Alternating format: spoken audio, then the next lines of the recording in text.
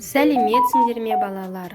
Қалдарың қалай? Балалар, бүгін сендермен бірге сауатташу негіздері тақырыбы о дыбысымен әрпі. Кәне балалар, менімен бірге ең бірінші шаттық шеңберін қайталап алайық.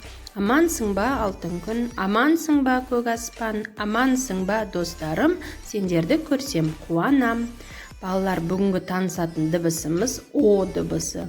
О дыбысы жуан дауысты дыбыс. Кәне балалар, назар аударайықшы. О дыбысы неге ұқсас?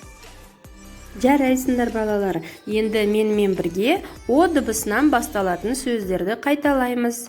Орман, орындық, ожау, орамал, ою.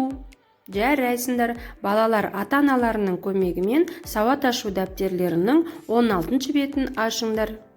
Бәріміз бірінші тапсырмаға назар аударайық. Орақ, орман сөздеріндегі дыбыстарды анықтап, тиісті дөңгелектерді жапсыр.